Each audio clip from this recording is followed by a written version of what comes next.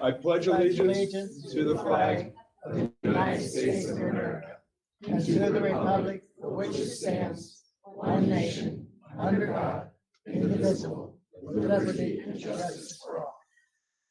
Thank you, Mr. McCullough. Good evening, everybody. Welcome to tonight's meeting of the Penn-Harris-Madison Board of School Trustees. It's wonderful to see everybody. Wish you in advance a happy Valentine's Day, and tonight's also a very special occasion as we celebrate the 23rd birthday of Miss Claire Roach. Thank you, Mr. Riley. Make sure that gets added to the minutes. Also, want to take a moment and welcome everybody who's joining us via our live YouTube stream. We're very pleased that you've decided to spend your Monday night with us. So with that, let's call the meeting to order. First item on our agenda is the adoption of the agenda. Board members, any changes? Administration? The administration has no changes. Do I have a motion to adopt the agenda for the Monday, February 13, 2023 regular board meeting as presented? I so move. Second. All those in favor vote aye. Aye. Any opposed vote nay. Motion carries unanimously. On to the approval of minutes. Board members, any additions or changes to the minutes from the January 23rd, 2023 executive session and regular board meeting? Administration? The administration has no changes. Do I have a motion to approve the minutes from the January 23rd, 2023 executive session and regular board meeting as presented? So moved. Second? Second. All those in favor vote aye. Aye. Any opposed vote nay. That motion also carries unanimously. Next up is superintendent's recognitions and announcements. Dr. Thacker. Thank you, President Riley, Board of Trustees. Welcome, everyone. It's great to see you.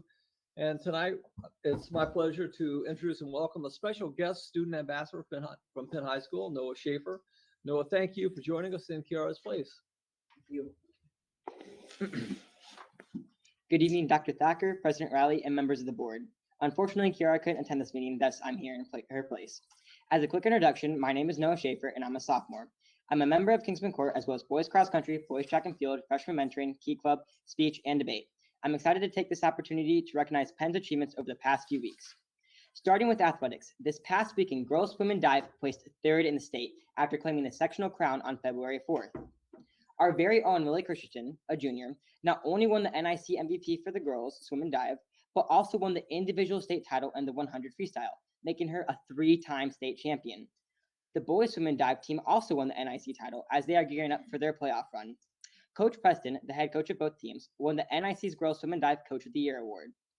Penn Girls Wrestling has continued its dominance in the sport as last month they claimed their 6th state championship in the past 7 years, as it has been officially recognized by the IHSAA. Senior Mackenzie Konas helped the Kingsmen win the title as she was this individual state title champion in her weight class. For the boys, star wrestler AJ Steenbeck won the NIC MVP this past season. The boys wrestling team came off a regional championship, competed in semi-state on Saturday.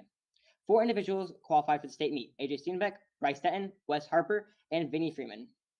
The Penn boys bowling team finished up their great season as they finished as the state runner-up this past Saturday. The Penn boys varsity team has kept their number 2 ranking in the state, as Marcus Burton is now officially 28 points away from becoming the all-time leading scorer in St. Joe County history.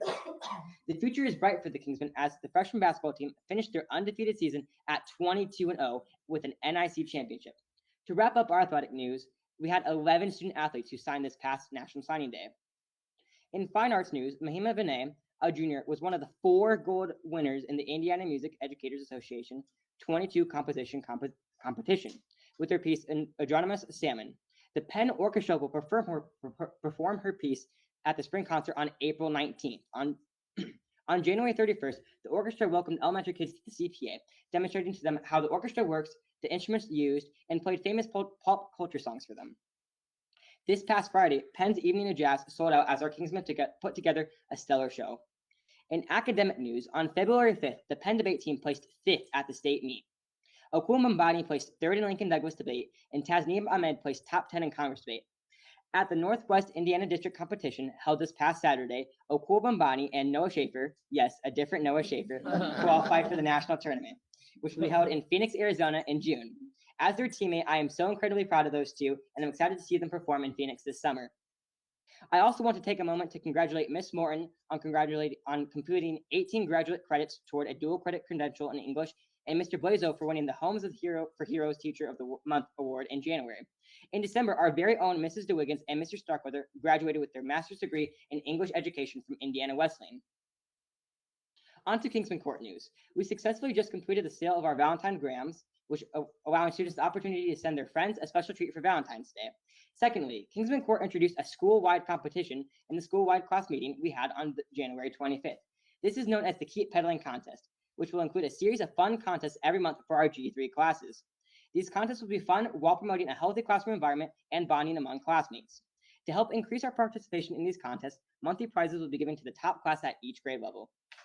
I would also like to take a moment to acknowledge the great student leadership of Jake Bayless, Jessica Troy, Joe Smith, and David Garassi. In that school meeting on January 25th, those four and I spoke to the school, reinforcing our Take 3 model here at Penn. I'd like to take a moment to extend my gratitude to those four for their outstanding leadership, as what they demonstrated an immense amount of courage and heart by speaking in front of the entire school. Thank you, Dr. Thacker, President Riley, and members of the board for allowing me to speak to you tonight. Penn has already made a great achievements this year, and I look forward to what the rest of the year holds in store for us. Students and teachers and staff at Penn have demonstrated PHM excellence throughout this year and will continue to do so at a high standard. Thank you for your time. Thank you. Have a good night. No, don't go away just yet. Come back. Oh, my bad. Tell us about yourself. Are you a junior or senior? I'm a sophomore. Sophomore. Okay. Yep, sophomore. Well, good for you. Yep. Is this your first time coming before the board? It is my first time, yes. Well, you did a wonderful job. I Thank hope you. You'll come back and see us again. I hope so too. Thank you. All right. Thank you so much. Have a good night, everyone.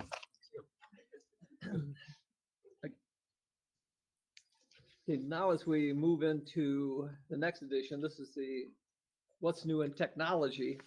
In this edition of What's New in Technology, teachers Matt Reiniger and Chris Rosselet introduce us to some exciting technology being used in Penn-Harris-Madison middle schools to support the Indiana state standards for computer science curriculum. VEX classroom robotics kits help to expand student understanding on important computer curriculum concepts already introduced in our elementary schools. Let's take a look.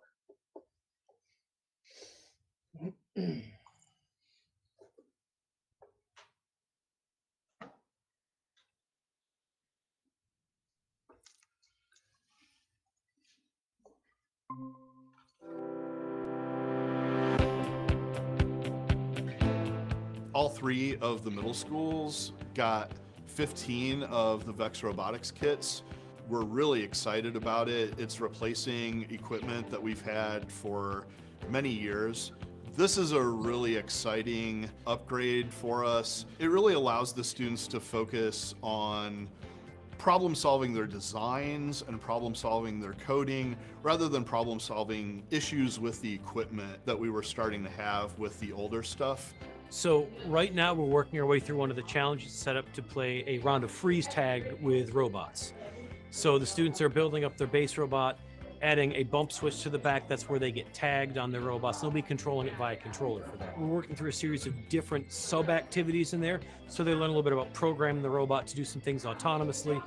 Today, some of the footage that we saw was of students specifically programming the robots to work like a snowplow, moving a set of blocks from one spot to another with just the press of a button to take care of all those different tasks. We have enough kits that I can have kids work in pairs.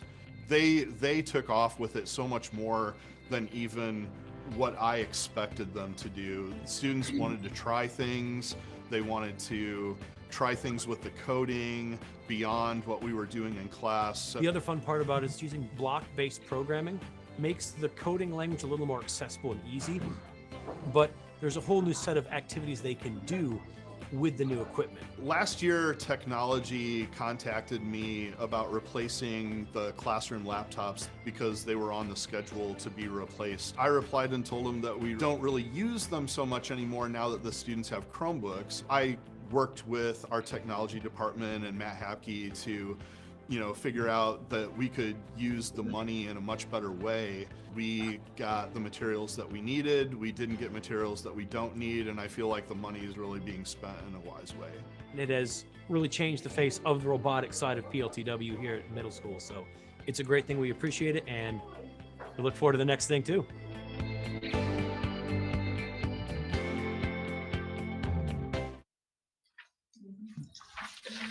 Excellent. Well, thank you, Dr. Thacker, for what's new in the technology focus. And please extend our thanks, as always, to Mr. Fraterna for the great work on the video. And we'll move on to our next item on the agenda, which is the consent agenda. Dr. Thacker. Thank you, President Riley. Board of Trustees, approval of the recommendation is approval of the personnel report with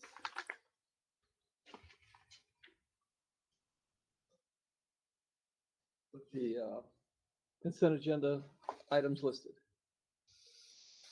Let's see, I would like to highlight a couple of the people that we have relative to the personnel report.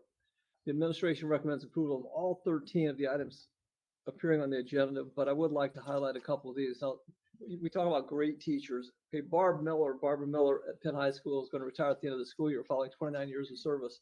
You know, Barbara Miller was named the Indiana Art Teacher of the Year. I mean, she's just an extraordinary and creative teacher. Ann Cheddar, teacher at Penn High School, will retire at the end of the 22-23 school year following 38 years of teaching, and 27 of those, fortunately, were at PHM. Ann Cheddar was a middle school Indiana music teacher of the year. Phenomenal educators that we're losing, and fabulous people. And then we also have Lee Riley, technology aide at Schmucker, is going to be retiring June 14th, 2023, after 24 years of service. Lee was PHM's classified employee of the year. Absolutely amazing, essential, shares knowledge and such, helps with all the different schools, every place. So she's fantastic. And then we have Brenda Smith, a bus operator, is going to retire effective February 23rd, 2023, after 24 years of service. So nearly a quarter of a century, she's dedicated her life to transporting the most precious part of the community to our schools. And then, so we have Vicki Stickle with 23 years of service at Moran, retiring June 1st, 2023. These are all extraordinary people, and certainly we wish them, on behalf of the board administration, we wish Barbara, Ann, Lee, Vicki, and Brenda the very best in their upcoming retirements. Board members, any questions? I'll just say that I have a heavy heart because Mrs. Cheddar has a place in our family. Yeah. I've got a violin player in our orchestra who's very stoic, and he came home and said, "Mom, Mrs. Cheddar is retiring." So I knew how much she meant to him, and this is a huge loss, but I wish these teachers well. They've certainly done amazing service. They're all amazing. of them and all of the employees. Absolutely. We're certainly proud of them, and fortunate they were, and remember, once a Kingsman, always a Kingsman, they're part of the PHM family. I agree. This is a tough personnel report to take. Mrs. Miller and Mrs. Cheddar, if you're able to hear us or see us, thank you so much for everything you've done for our children and for PHM. You will sincerely be missed. And Mrs. Riley and Stickle and Smith, thank you also for everything you've done for PHM. You too will be missed, and we wish you Godspeed in everything that you do. We do have a number of members of our public, before we take a vote, who have asked to speak on this agenda topic. So the public is invited to address the board on a specific topic with first registering. A time limit of 3 minutes shall be enforced for persons to wish to speak.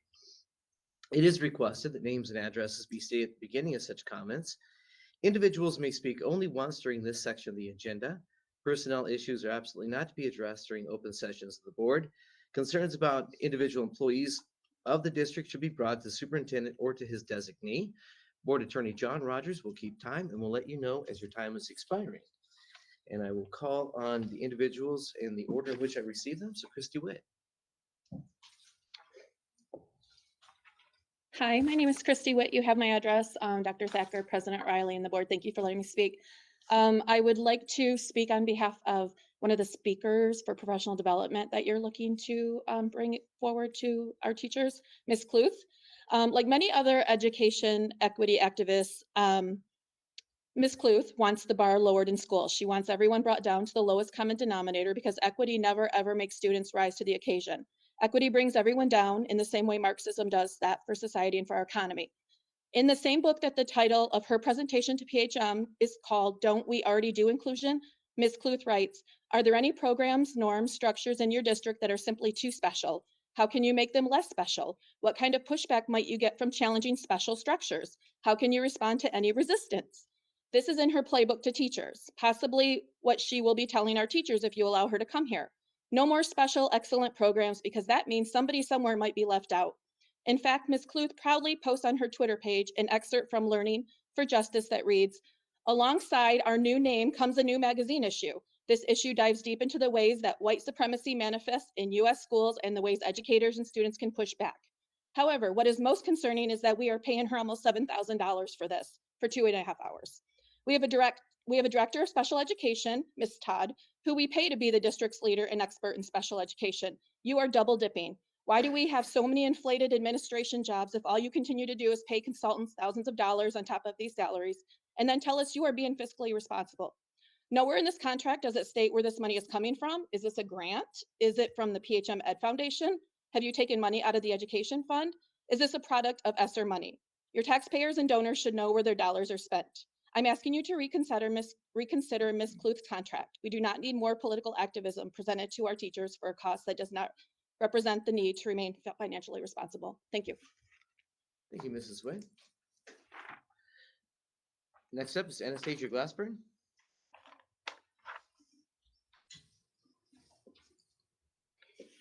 Good evening. I'm also speaking on agenda item 6.06, but first I wanted to thank the board for listening to previous suggestions for including contracts on this meeting's agenda. I appreciate you sharing this with your stakeholders, and it's something I hope continues to maintain this transparency. In viewing the contract to pay Paula Cluth $600 to $800 for 2.5 hours of professional development, be kind of nice if our teachers got that right. There are concerns that are noteworthy to mention about inviting her to educate our teachers. First, I understand her session is going to focus on inclusion of special needs students in the classroom, but I'm not sure Ms. Cluth is someone PHM would like to put in front of our teachers. Her contract outlines that her workshops and lectures are based on materials found in her books. Well, one particular book titled Access to Academics for All Students sounds pretty harmless, right? Every student deserves access to education. That's something we can all agree on. But here's the concerning part. The book description reads, this book draws on emerging work linking critical theory with disability issues. Work being done in curriculum studies around issues of social justice teaching, authentic instruction, service learning, and now this is the part that really caught my attention, critical pedagogy. To put it simply, Ms. Cluth is an activist. She's an activist who's using her platform for inclusion of special needs students to implement critical theory or Marxism into her mission to transform public education. But let's back up a bit though. Critical theory is an umbrella term encompassing others like critical race theory, culturally relevant teaching, post-colonialism, queer theory, intersectional feminism, critical theories of ableism, fatness, disability studies, etc. And this is not even an exhaustive list. Using critical theory for specifically disability studies views this as a social issue and in terms of systemic power dynamics, as in society is at fault because a society of able-bodied people have failed to fully accommodate those with disabilities. Therefore, it is a society, or in this case, the education system, that is to blame. And in order to combat this, we must now make the classrooms even more inclusive than ever before because it simply has not been enough. It has not been equitable. So this lesson is a lesson in social justice, not a lesson in kindness, acceptance, and inclusion. And it's very important that you understand this distinction. Activism, disguised as education methods, disguised as professional development, disguised as a new way to approach special needs students, is still activism. Schools should be apolitical. PHM is now using its influence in the community to cultivate politically slanted activism. Now you're paying for it, and you're asking your teachers to participate. Thank you. Mrs. Glassburn. Ben Dallas. Thanks. It's hard to follow that one up. Hey, so I was going to speak about the same thing, 6.06, but I had a different take. I had a different take than them too, but that's hard to follow that up. That was powerful. Look, at first I was very alarmed when I heard you're going to hire another consultant to consult with our teachers. I thought, man, Ben, how can I let this stand? The same people that approved the white supremacy pyramid thought that was a good idea are now going to have this and these people consulting, the same people that approved the implicit bias video that you guys later took down after we brought it up to you.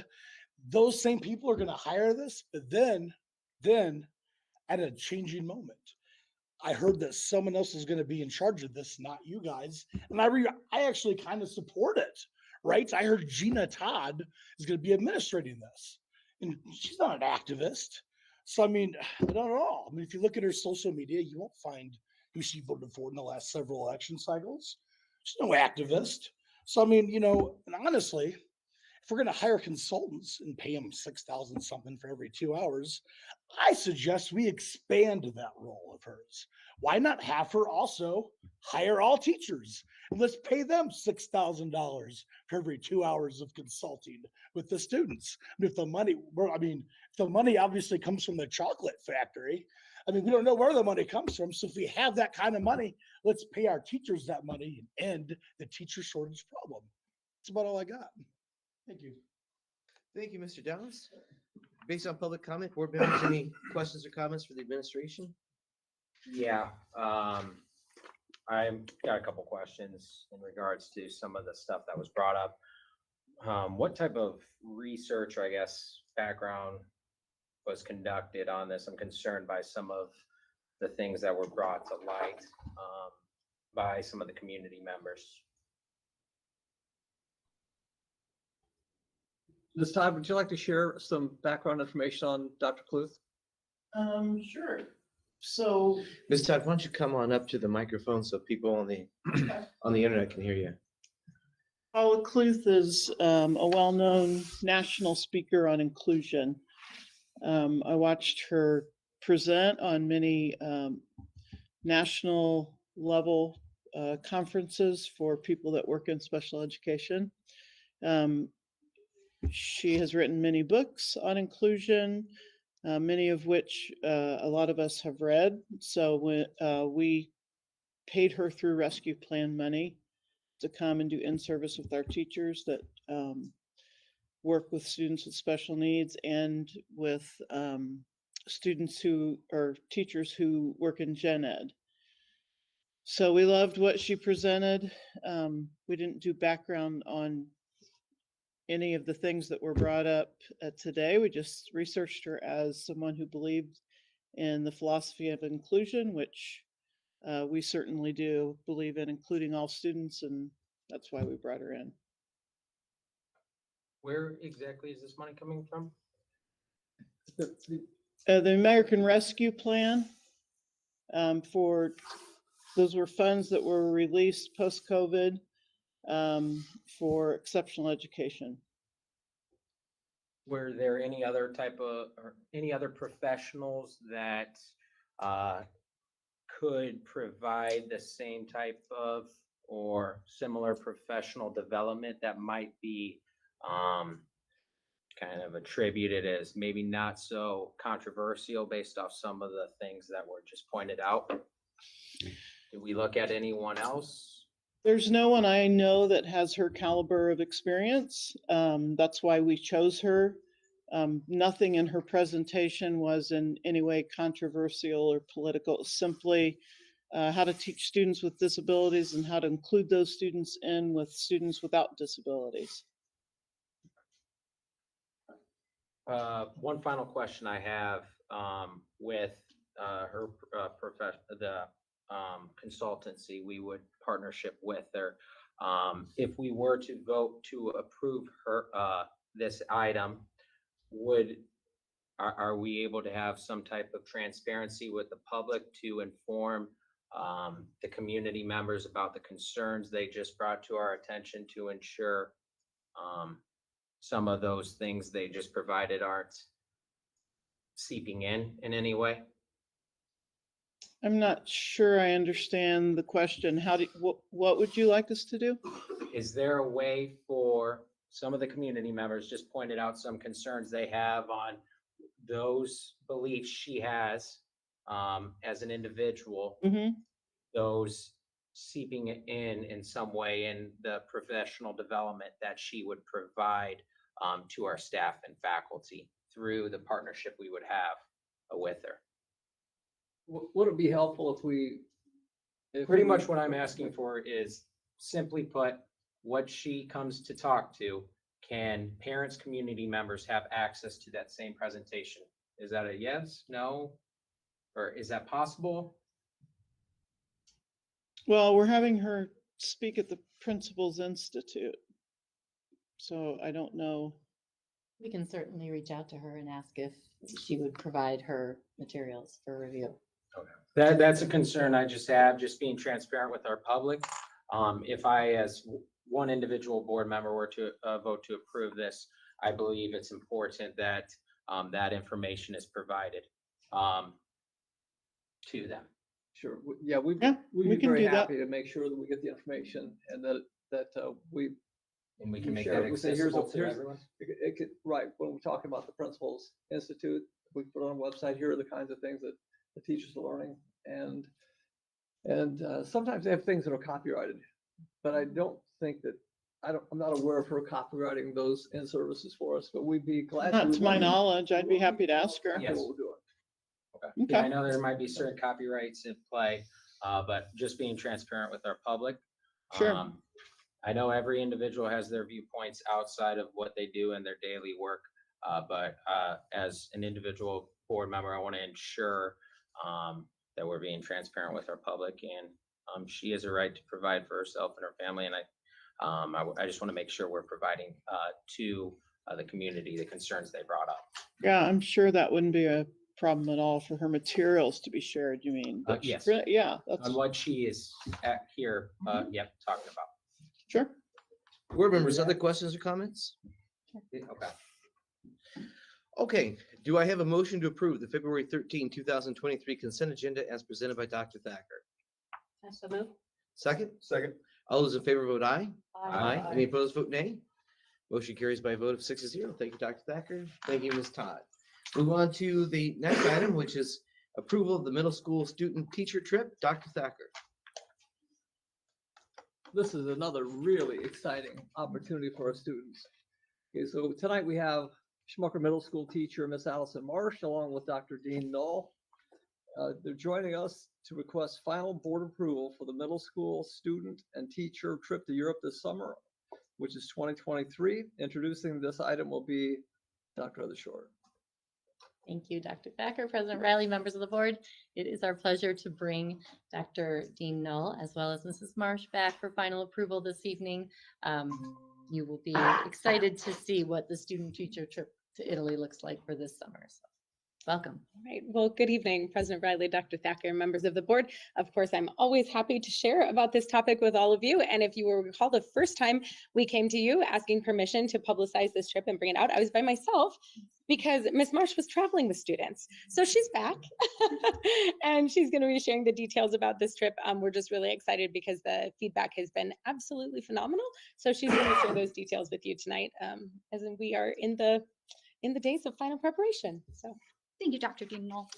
President Riley, Dr. Thacker, members of the board, I am thrilled to be in front of you again. We had several years where we didn't quite get this far with student travel. There were restrictions on travel and we're finally in it again. And we know it's so incredibly rewarding for our students. This year's plan that you were so graciously in May allowing us to start the process of is to Italy. It's for 7 days. And if we could go ahead on our slide, we did get approval from you. This does align with our, perfect. This does align with our standards. Our middle school standards in social studies have a great entrenchment in Roman history. You're not just looking at government, you're looking at culture. There's something about standing where Julius Caesar was when you now understand that story, and our students have that ability. And right after that, you walk out to the ancient Roman prison and you say, really, this is the prison where the earthquake happened and they stayed? And you say, yes, this is it. Rome is a beautiful city where our students walk by and they say, what's that? And you say, well, it just got uncovered. This is part of the discovery that is learning. And that's what we're looking for our students.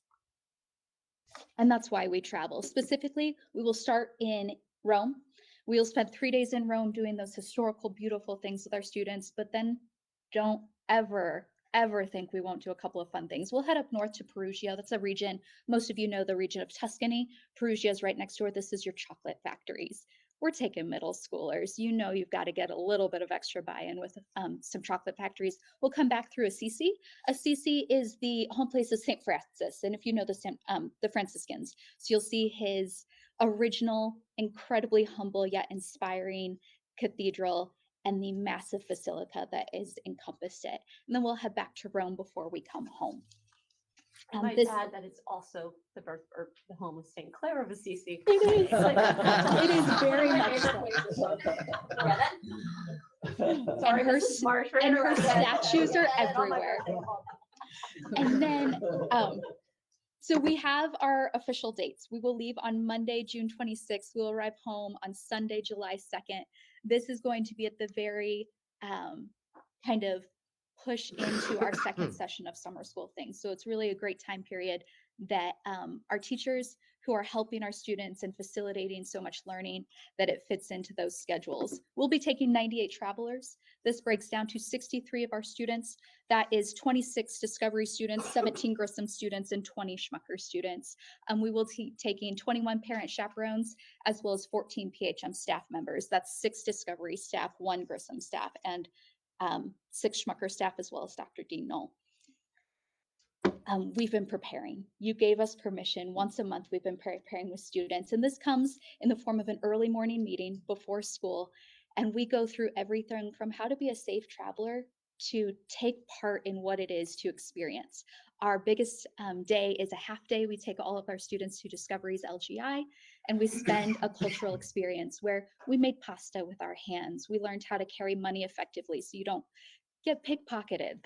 All those little things that when you're 13 and the world is bright in front of you, take it by storm and enjoy it. And that was how we're coming up. Our next meeting for families will be March 3rd. We've partnered with EF Tours. We've been partnering with them for 10 years. And I just Googled it today. Their closest office in Rome is 8-minute walk from the Colosseum. We've got EF membership with our tour at all times. And on top of that, families were able to have global protection plan as a part of their costs and fees. Overall cost for students was $3,570, and those payments were made through EF Tour Company.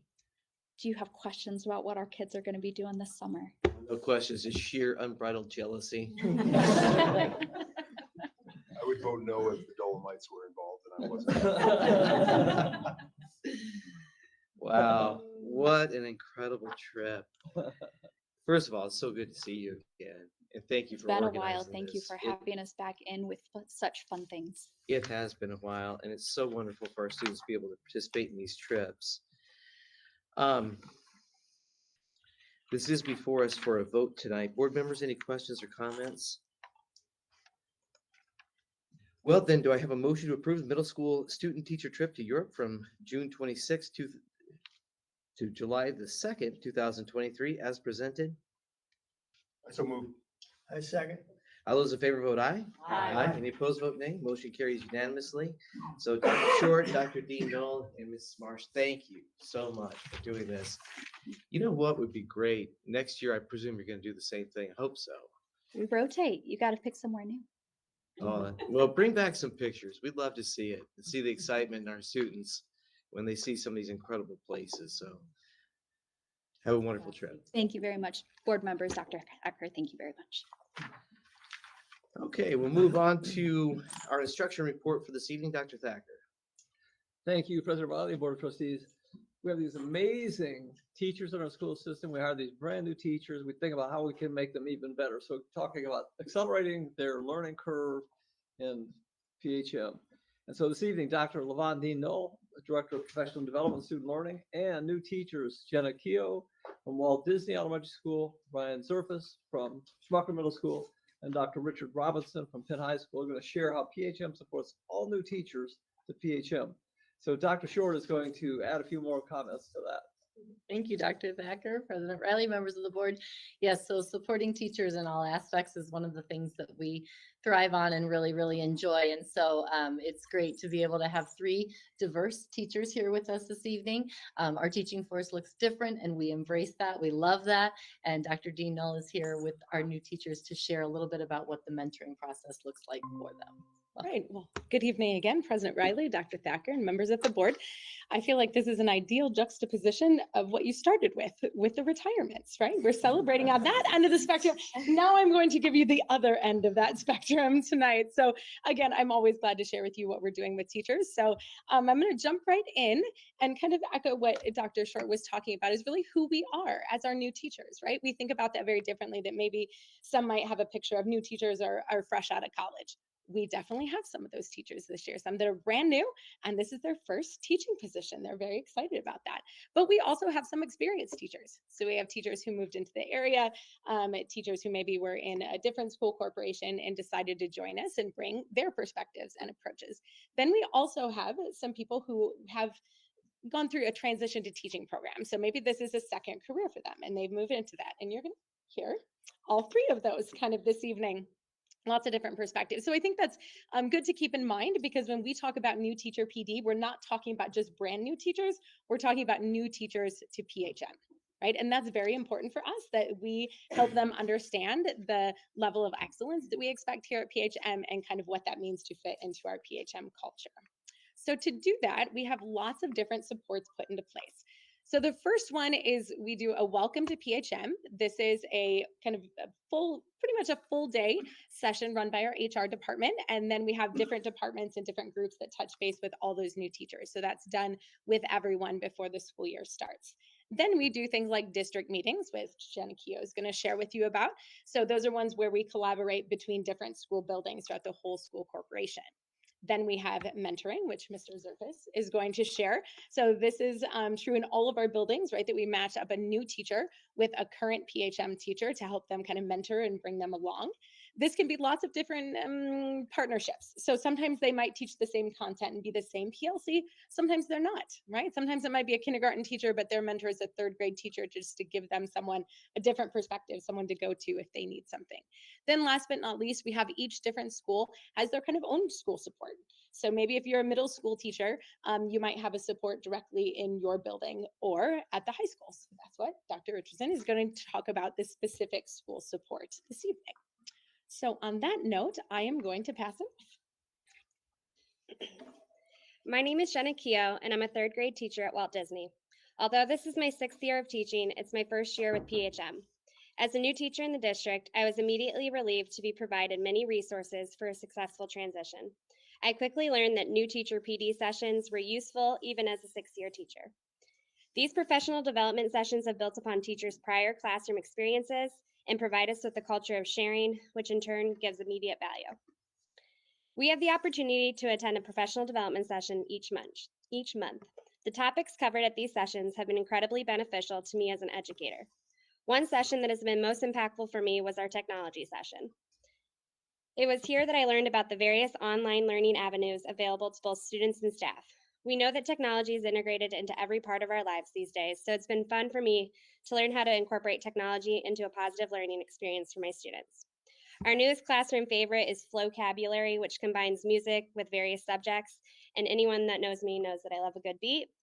Additionally, Betsy Allwine and Jessie Kinney, 2 leaders in our district, sat down with us and dove into all things assessment. As a new teacher, I left feeling confident on how to effectively use data from ClearSight and Dibbles to drive instruction in my classroom and best meet the needs of my students. Lastly, it has been such a wonderful experience to meet the many faces that make up our district outside of our home schools. Nicole Parker recently sat down with us and provided us with a better understanding of our E&L programs here at PHM. I found this to be particularly helpful to understand the needs and services available for our English language learners. All of the knowledge and helpful tips that I've received from these sessions have truly helped me to feel refreshed and motivated regarding my future with PHM. Thank you.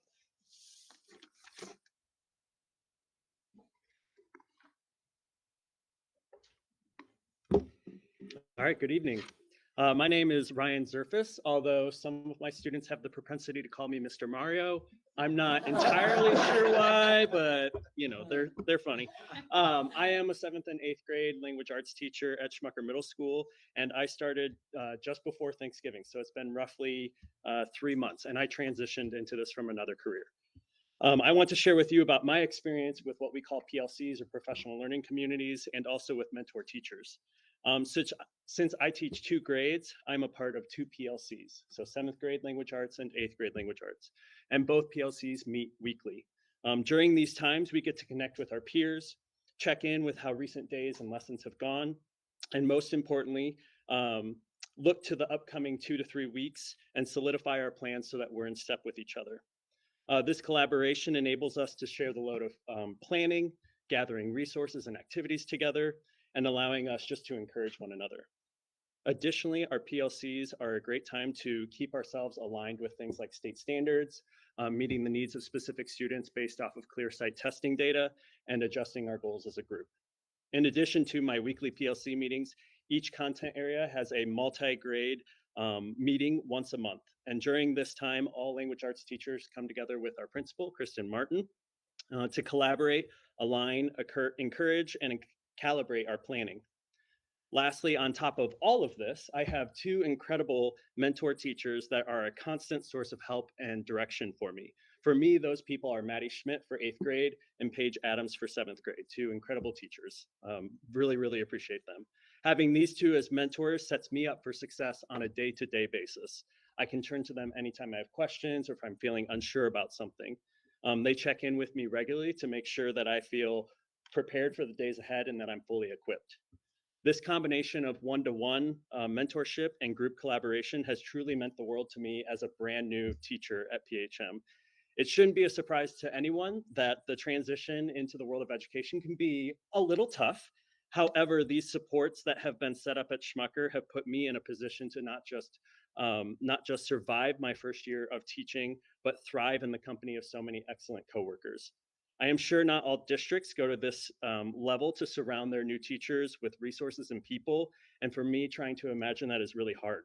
Without the daily support of my PLCs and mentors, I would probably be more prone to feel lost, confused, and at times overwhelmed. So I want to say thank you to PHM for having this wonderful structure in place and surrounding new teachers like me with so many helpful people. Being a new teacher has truly been a wonderful experience, and that is in large part due to the people that are around me. So thanks for having us. Thank you. Hi, I'm Richard Robinson, and I'm at PHM, Penn High School. Sorry, it's been a long day. So if I fall asleep, I'm sorry.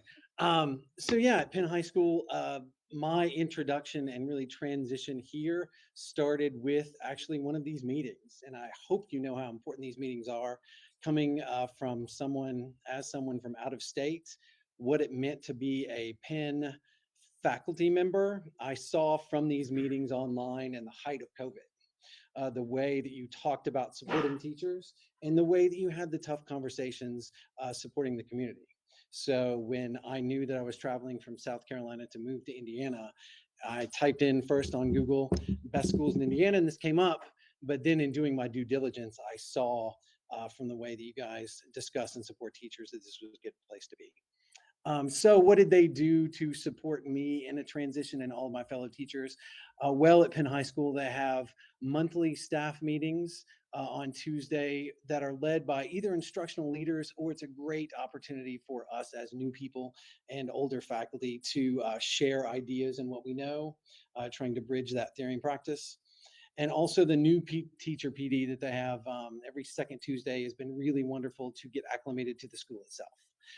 Especially, I just came from a college setting, so I'm remembering what it's like to teach high school students, even though college students are just large high schoolers and vice versa. It's really important to know the local community, and those new teacher meetings, even for us not new to the profession, have been a wonderful way to see what's going on here at Penn High School. Then I'll just kind of, other things that we see up there, instructional coaches.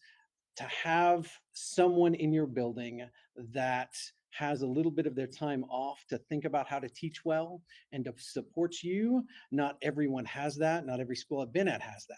So I think that that's really wonderful. Ben Case works with us at the high school as math people, and to have him come in and watch me teach and then be able to have those professional conversations. Again, the professionalism that I saw when I heard you guys speaking, I see every day worked out in the classroom. And that's really why people stay. That's the reason why I'm going to stay here, is because you make me feel like a professional. And that's really what a lot of this professional development does. So in general, really, it's about growing and acclimating and retaining teachers. So again, all the research-based, thoughtfully designed PD that I've seen so far. In a previous life, and still on the side every once in a while, I actually create PDs with friends of mine and do some government grant work. And the work that your teachers do here with just a little bit of time off away from teaching is as good as I've seen other people do with federal grant work. Being acclimated to the school is so important, knowing just the right people like Lisa Krieger at Penn High School. So when we first walked in, we were told all the most important people to know, and that just makes a big difference. And then again, the most important thing I can say, this being like year 23 teaching, is the way that you're going to keep people and get people here is by making us feel like valued professionals. And all the experiences I've had so far have done that. Aren't they wonderful? I feel like, and I have to say, I mean, when I knew we were going to present about this topic, and every single one of them when I asked, they said yes right away. I didn't have to twist any arms. They were super excited to just come and share. And they obviously are 3 of our great new teachers who are very excited and passionate and spending time with their kids. And I know all of you would love being in their classroom. That's what love seeing that and being part of that passion. So to just finish things up tonight, I wanted to also talk briefly about how we're looking ahead, right? It doesn't stop here, but how we're continuing to really glean the best talent out there and keep excellent teachers. So we have a job fair coming up on March 15th. So a big thank you to Dr. Soto-Kyle for getting that started to hopefully snag up some other ones. And then, as you all know, you've already met some of our new teachers. So some of our teachers who have already signed contracts and are working right now. One of them that you met at a previous board meeting, she is working, teaching in a classroom right now. So just knowing that this is not something that we just start looking for teachers on August 1st. Like, this is ongoing. We want to always select the best of the best. So we're always looking for them. So thank you again for the opportunity to share with you tonight about something I'm personally passionate about and really enjoy doing. But I'm happy to answer any questions that you might have for us as well, for myself or me, any of the 3 new teachers. Board members, any questions or comments? I have a quick question just on the, Dr. Dino, on the teachers specific that have experience that are come over from another district or moved in the area. Is there like a round session for them after a certain period of time where we get input from them on where it's like, hey, why do you guys do it this way? And we did it this way. It was much more successful. Yeah, I'm so glad that you said that, actually. And I should have mentioned that earlier because Dr. Short and I discussed that. When we set up our PD sessions for new teachers, we always survey like 3rd and 4th year teachers who have been here for a while. So kind of both, and we'll experience or survey teachers who have already been in PHM for a couple of years and say, hey, looking back, what could you have used more of, or what really worked well, or what didn't you catch? And I will also say, yeah, the same piece. If we have people coming from other school corporations and say, hey, what are some experiences you bring? That's part of kind of that beginning slide when I said, who are we? What are people bringing to the table? And that's great. And I feel like I can personally speak to that I've had some teachers who have come from different corporations or have done a different career. They have a lot to bring to our students and a lot to bring to those conversations. That's why those PLC meetings, those building meetings are so important, because that all comes out during those as well too. So yeah, thank you for that question. I appreciate that. And I just thank you for reminding me what a noble profession education is. You can usually count on Mr. Garrett to be here to second that. Thank you so much for embracing this field. I was recently at a talk from a doctoral candidate in Stanford School of Education, and his dissertation was precisely about what teachers view their greatest influences are on their craft, on their strategies, and approaches to pedagogy. And interestingly, those of us that are in the pre-service teacher training field like to think we are the greatest influence on future teachers. But his results noted that actually the peers, once you enter a school, teachers were citing were as influential on their teaching practices as everything that they learned in their teacher preparation programs. So I think what you guys described is not normal in schools. I think it's rather extraordinary and a testament to the culture that you all have cultivated here at Penn. So congratulations. Thanks for all your hard work. Dana and Matt, if we get invited again this year to the new teacher orientation day, was it Schmucker last year? Yeah. Yes. Try to pop in. It's Mhm. the energy Yes, in there we is would love to. pretty amazing. One brief question I just had, I don't think you mentioned, but you might have, in regards to the mentors, I'm just curious how those are assigned. Is it like a volunteer base throughout the schools, or how does that kind of look like from fellow teachers? I was just Yeah, no, that's a good question. So that's really done building by building. So it's usually the building principal and then often collaborate with their teacher leaders. And again, each principal kind of does it a little bit differently. Like I said, sometimes principals will vary that, because if they have their PLC group, those are the people that are teaching the same content or the same grade level. So you might want to keep them together and then give them an additional support and give someone outside their content level or outside their grades. So really the requirements are, it's a very strong teacher and then someone who has a couple years of experience. And then we also talk about, personalities and things, because the goal is we want to create, just like we talk about creating a sense of belongingness for our students, like that's so important for our teachers, right? When you talk about peers, we want to make sure people feel like they are connected. So I know all principals are very thoughtful with how they match people up. So yeah, it isn't systematic, it's by person. Makes sense. Thank you. What a wonderful presentation. Thank you for everything you're doing to support our educators. Mr. Zerfus, I have to ask you, what was your career path before becoming an educator? Oh, it's been a windy road. I don't think I could recall all of it. My last job before here was working at Lippert, actually. So I worked for Lippert on what is called their customer excellence team. So.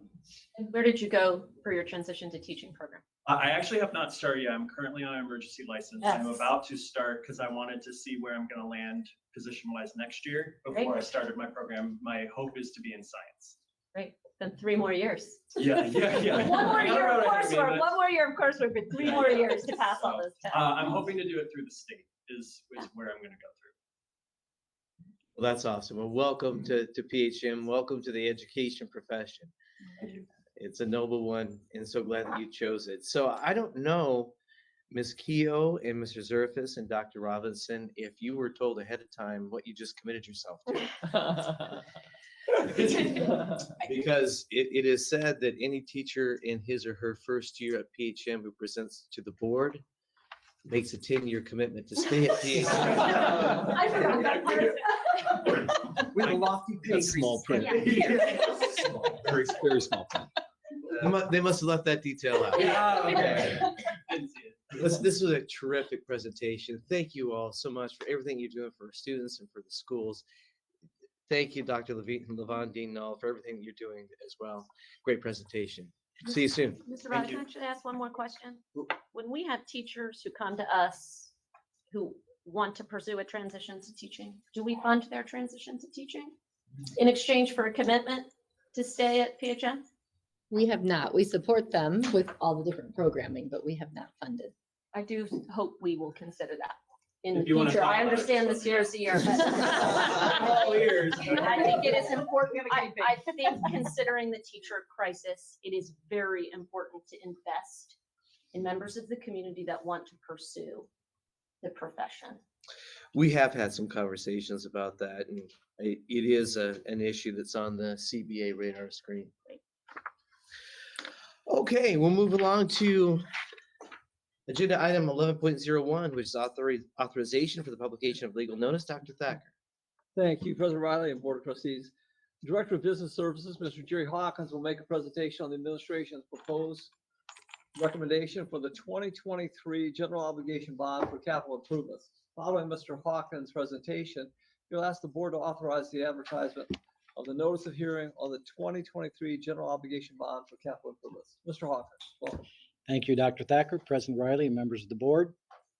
As soon as we get the presentation up, we are talking about the 2023 general obligation bond. That is slightly different than the lease.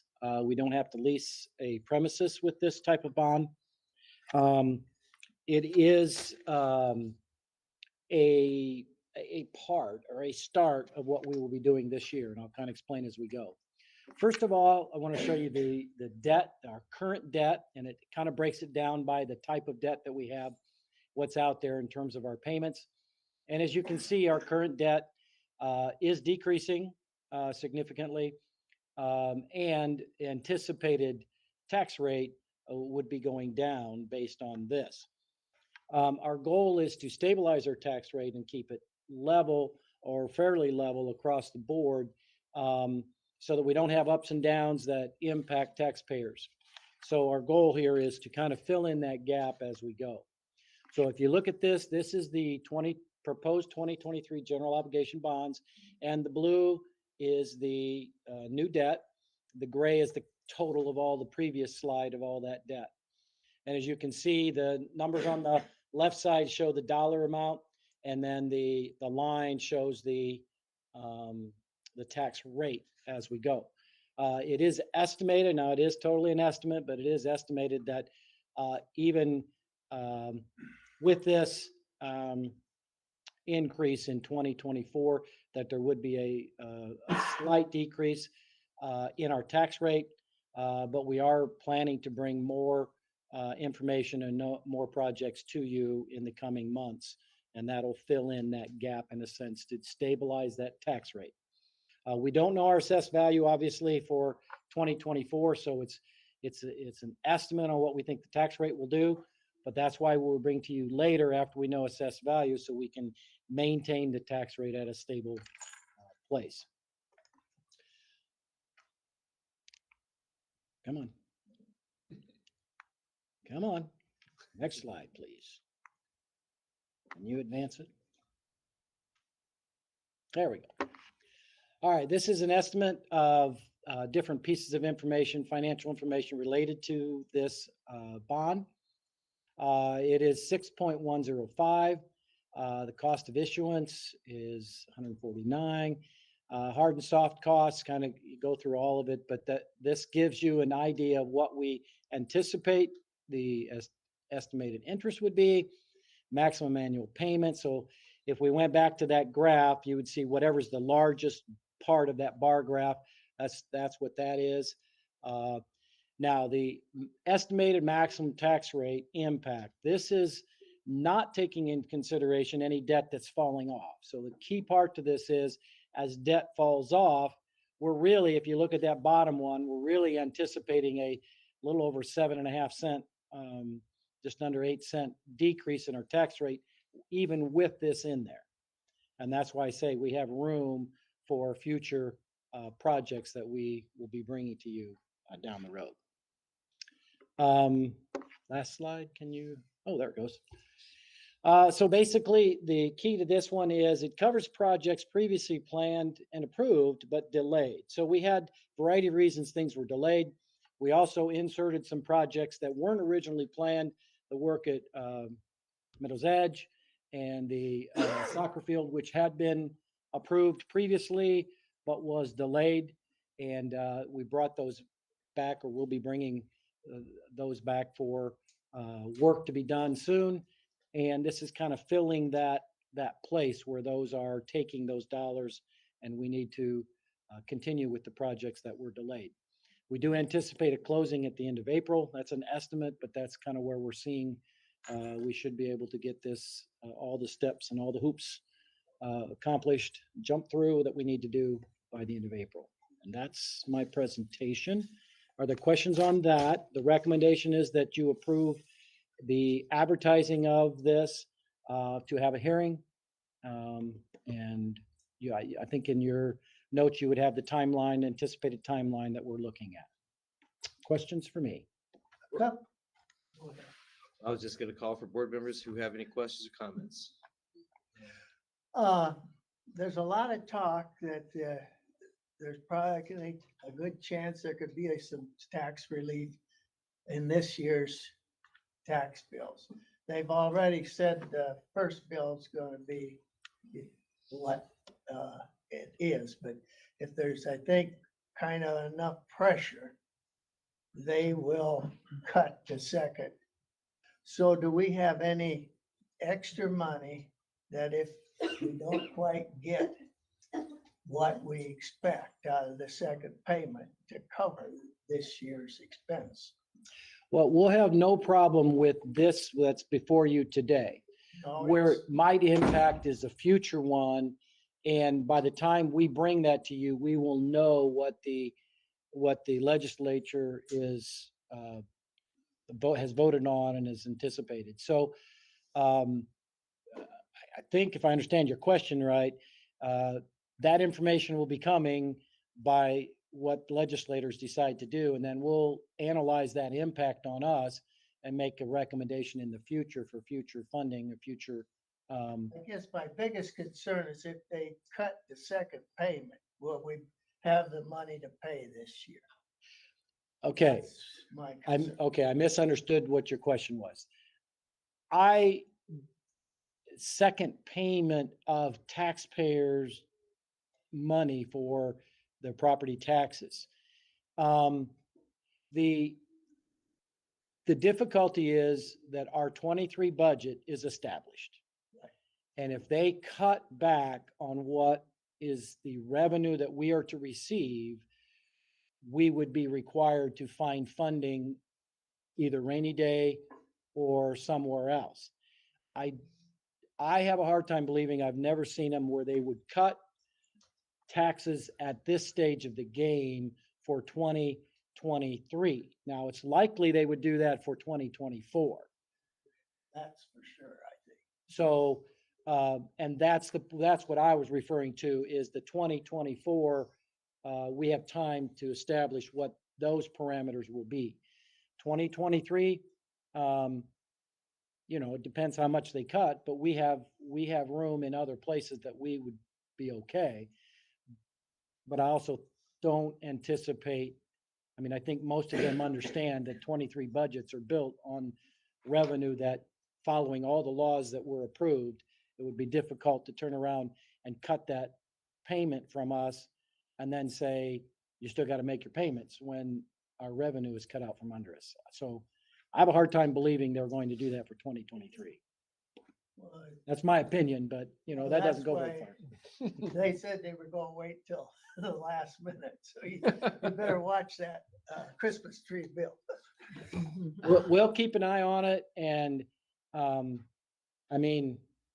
again, I would say that we're in a better position than probably anybody in the state as far as funding our debt payments, because we do have the ability. It does take away some flexibility if we have to take some money out of rainy day or take some money out of operations that were to cover other things. That does reduce our flexibility in other things that we need to do. Do you sell tax anticipation bonds anymore? Yeah. Wouldn't that cover? Well, it does, but you got to pay it back. Yeah, I know So you you'd gotta have to pay it back before the end of the year, and you don't have typical tax anticipation warrants are done when first payments at the beginning of the year, or you're not getting payments until June, to help cash flow purposes create enough money so you can meet your demands. Then you pay it back once you've gotten full taxes, property taxes. But if you're not going to get full taxes, it's kind of hard to borrow money when you're not going to get it in the first place. If that's what they're claiming they're going to do. I'm not familiar. I'll check it out and look into it, but I'm not familiar with the concept of reducing 2023 property tax payments, because it's based on assessed values from the previous year.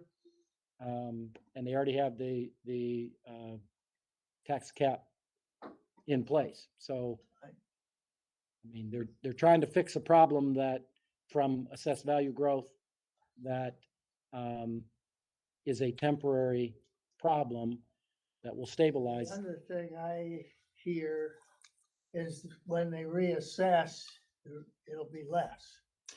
That is very likely a possibility that because of the laws of how they have to do assessments based on sales, that's in the law, the legislators passed, they follow that law, and now it doesn't work, they get bent out of shape.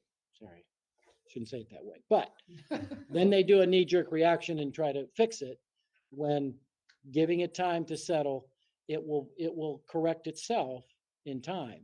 Yeah. And that's likely what we'll see. It is anticipated that in the experts that tell me for our school district that we would not likely see a decrease in assessed value as much as a stabilization and a much, much smaller increase in assessed value in the next year to 2 years. I guess, just to clarify one final question on slide 4, You're talking about future projects. So this bond issuance would have a potential maximum tax rate impact of a little over 5 cents. So those future projects, the goal would be to keep the rest of those below that remaining 7.73 cents, or at least right, pretty much steady with that. So our tax rate remains constant. Our correct? goal is to maintain a flat as much as possible. It might change a penny here or there. We can only control so much, but our goal, one of the reasons why we delay the major leasing financing to you is so that we have time to determine the assessed value, or for them to tell us what the assessed value is. Then we can make a determination of how quick we're going to pay it back. I mean, last year was an example that rather than paying interest for, given, I think it was 14 or 15 years, we were able to condense that. So our interest reduced significantly, but that was to maintain a level tax rate, to not drastically impact and create a fluctuation in our tax rates. Thank you. Okay, well, thank you, Mr. Hawkins, for your presentation. Do I have a motion to authorize the publication of the notice of hearing for the 2023 general obligation bond for the capital improvements as presented? I so move. Second? Second. All those in favor vote aye. Aye. Aye. Aye. Any opposed, vote nay. Motion carries by a vote of 6-0. Thank you, sir. Thank you, Mr. Hawkins. And we'll move on to action item 11.02, which is capital building improvement projects. Dr. Thacker. Thank you, President Riley and Board of Trustees. These will involve awards for Discovery Middle School interior improvements, and our Chief Operating Officer, Dr. Aaron Letsky, will share a request for approval to award bids for some capital improvement projects. Thank you, Dr. Thacker. Good evening, President Riley, members of the board.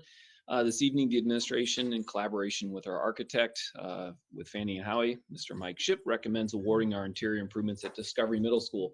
This is the first school that I'm bringing forward. Next board meeting, we'll have 2 more. And we're trying to work on 1 more school that we're trying to do some improvements on this summer. So if you guys have paintbrushes, we'll certainly find a job for you and put you to work. We do recommend awarding to lowest, most responsive bidder. The improvements which were provided for you in the board packet include corridor and entry vestibule improvements and the conversion of a computer lab back to a general classroom. This project includes flooring replacement, floor and drywall repair, replacing floor base, and wall paint. Again, start doing your exercises now for painting.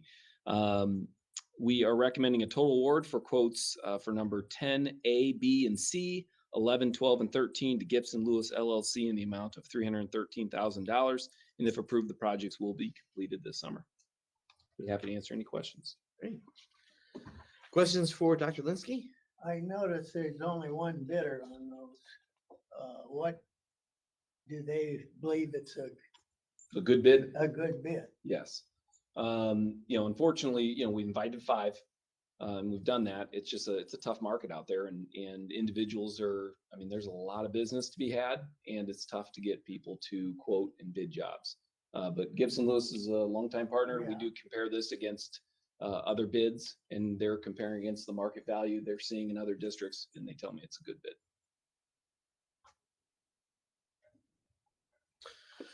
Okay, do I have a motion to award the Discovery Middle School interior improvements to Gibson Lewis LLC and the total amount of $313,000? I so move. Second? I second. All those in favor vote aye.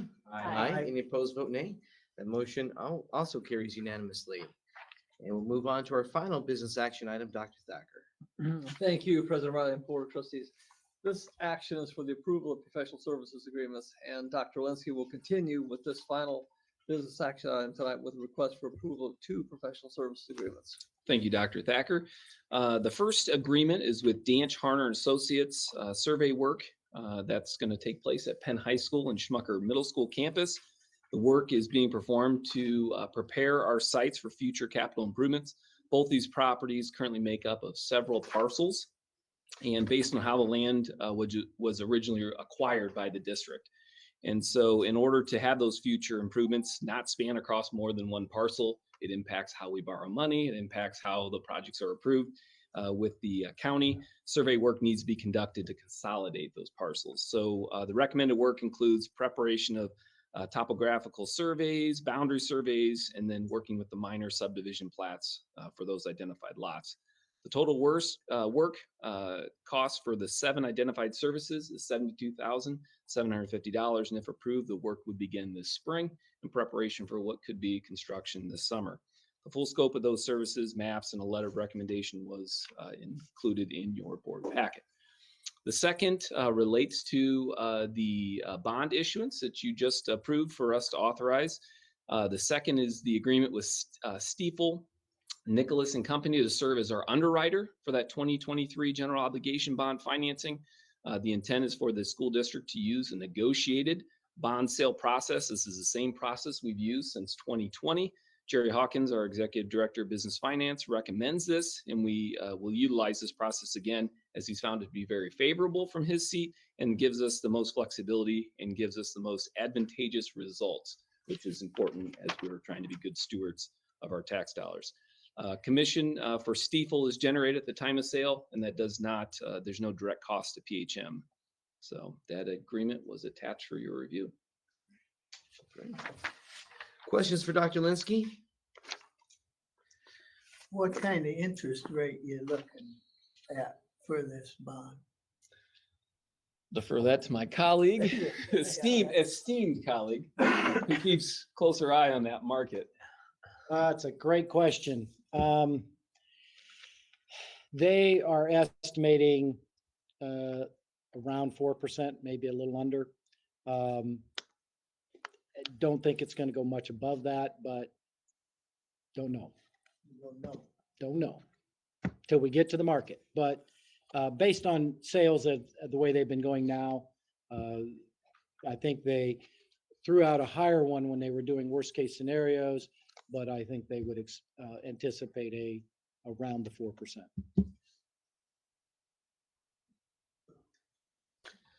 Other questions? Hearing none, we do have a member of our public who asked to speak on this particular agenda item. So Mr. Rutten, same rules as always, 3 minutes, no personnel issues, welcome. Thank you. Thank you, President Riley, Dr. Thacker, members of the board. So I just wanted to echo that my name is Andy Rutten. I live at 55304 Cedar Trail. I did want to echo that the assessed values have been very unstable the last couple of years, St. Joe County and probably throughout a lot of the country. We're in the middle of an inflation bubble right now where assessed values are through the roof. And I think it's kind of wreaking havoc with how the accounting numbers present themselves. So I had a question. So the general obligation bond is being moved forward for 6.1 million, but then in the current agenda item with this professional services agreement with Stifel, Nicholas and Company, it mentions in the contract the related to the bond issuance for 2023 and 2024, each approximately of 25 million. And I think I might be misinterpreting this, but I just wanted to ask if there could be a little bit more clarification on what that 25 million is and how that compares to the 6.1 million. And that's all I have. Okay. Is that a question that can be answered right now? I'll ask it. Awesome. Here we go.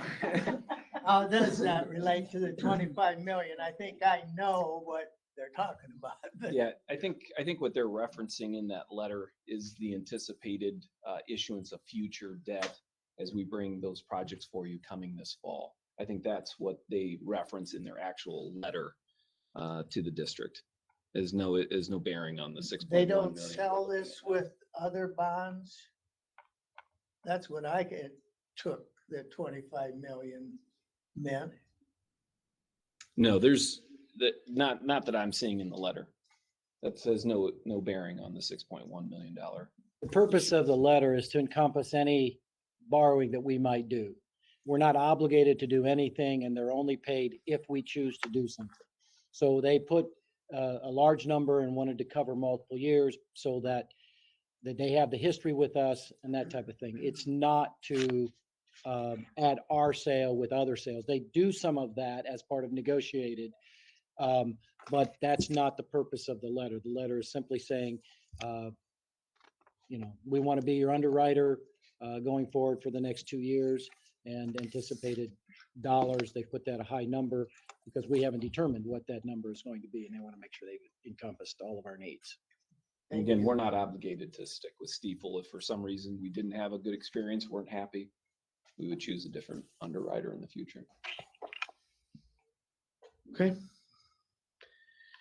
Well, do I have a motion to approve the professional services agreement with Danch, Harner and Associates, Inc. survey service for the Penn High School and Schmucker Middle School campus work for a total fee of $72,750 as presented? I so move. A second. All those in favor vote aye. Aye. Any opposed vote nay. Motion carries unanimously. Do I also have a motion to approve the professional services agreement with Stiefel Nicholas and Company, Inc.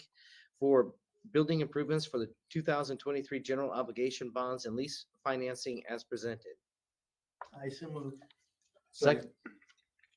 All those in favor vote aye. Aye. Any opposed vote nay. That motion also carries unanimously. Thank you so much, Dr. Linsky. Now move on to hearing of visitors. Excuse me. At regular meetings, the public is invited to address the board on general topics under the hearing of visitors without registering. A time limit of 3 minutes shall be enforced for persons wishing to speak during the hearing of visitors. It is requested that names and addresses be stated at the beginning of such comments. Board Attorney John Rogers will keep time and will let you know as your time is expiring. Individuals may speak only once during this section of the agenda. Personnel issues are absolutely not to be addressed during open sessions of the board. Concerns about individual employees of the district should be brought to the superintendent or to his designee. The board does not respond to questions or comments posed during the hearing of visitors. So I'll call on anybody who is here in person first, followed by anybody who is watching us via our live YouTube stream to come on up. So we don't have any pre-registrants, so whoever would like to come on up first. Mrs. Leader. Ashley Leader, Mishawaka. I just want to, in case you guys missed the contract that was in the agenda item in the inclusion rules contract, it's mentioned multiple times, there's no recordings. So we probably should have tabled that until we figured out how we could be transparent. Just, it's part of the contract. Mr. Beeler, that property tax reform bill that you're talking about that's in legislation right now is mainly focused on seniors, which would be huge for them because of what just happened this past season. So it'll probably pass, but it'll be focused on seniors. And I just have to add that the swim team, their amazing accomplishments, they also broke multiple sectional, school, and pool records. So that keeps getting left out. So good for them. And I just have a question on the Italy trip, which is amazing, by the way. Oh, she left. But does this $3,500 Italy trip take the place of the pre-COVID annual Washington trip? Do we know if that's the case? Because the Washington trip was like less than $1,000, where a lot of kids could actually maybe work towards, or families could actually afford the Washington trip versus the $3,500 for the Italy trip.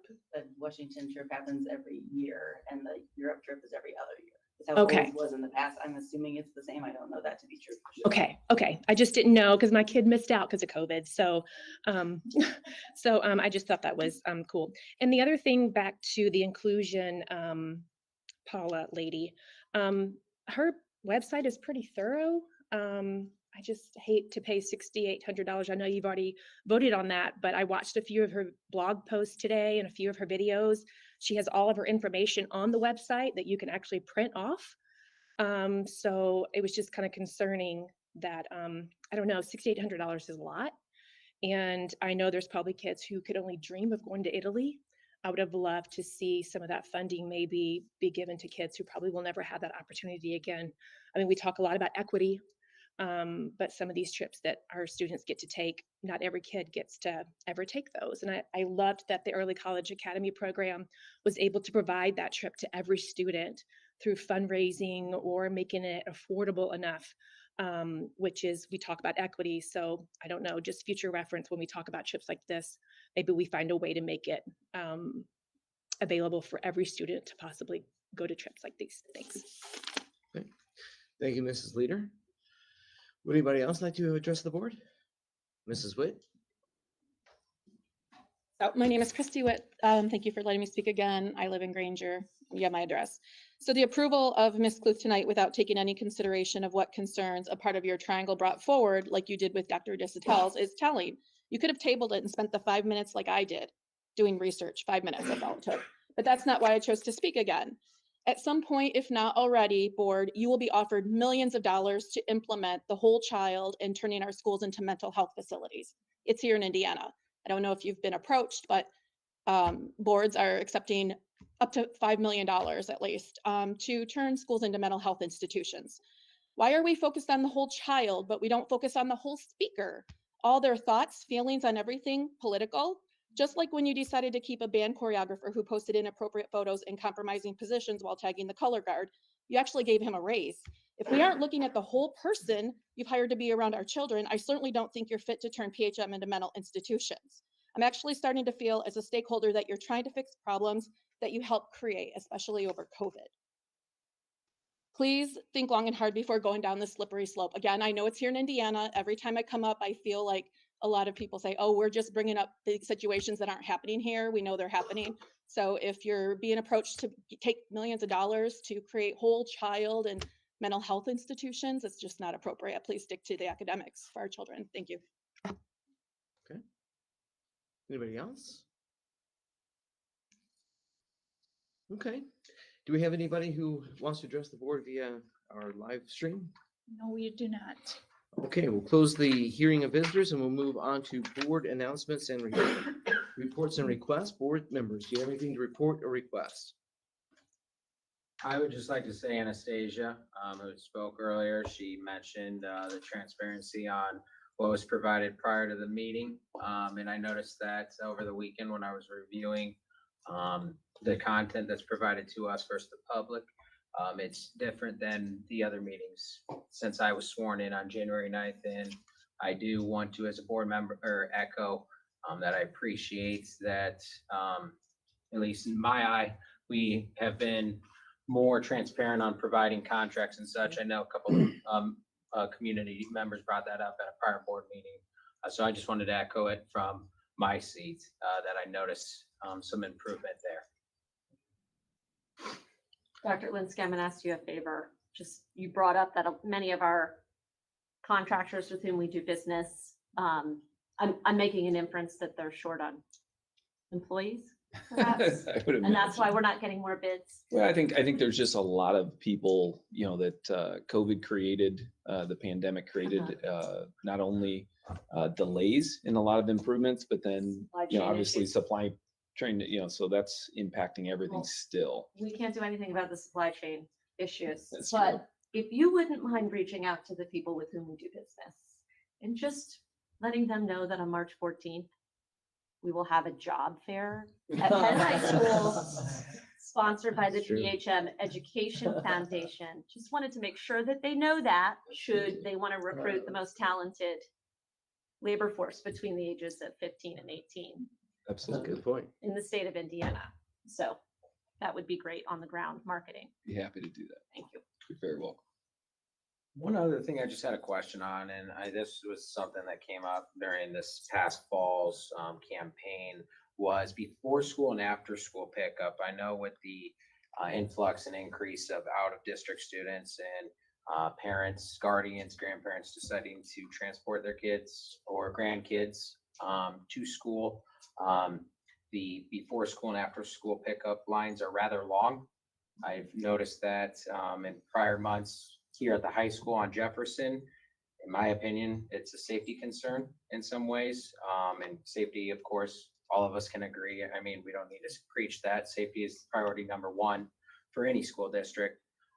So I know that's some of the survey work here listed as item number 1 on 11.01 that was provided to us in the board docket, but not just here at the high school. I know several other schools, one off the top of my head, North Point Elementary School. I can remember one day I was driving there about 2:20 p.m.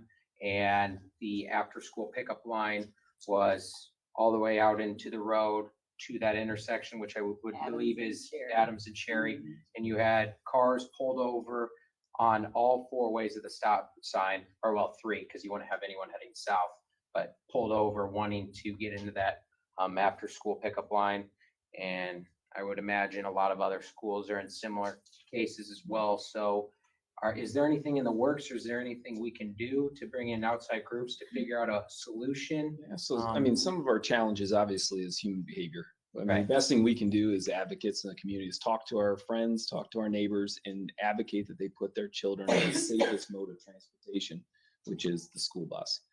You know, some of the families still have those concerns and putting their kids on there for various reasons. And so of course, we've respected that, but it does create challenges at our buildings and both on our campus and as you're indicating off our campus at those four-way stops. We are looking at improvements specific to the high school. That is why that is done. That's why that survey work is being done off of Jefferson, because we do realize with the number of students that we have and the number of non-resident students we have, making sure that we can try to accommodate as many as many cars as possible on our campus at a time. So yes, we are working on that.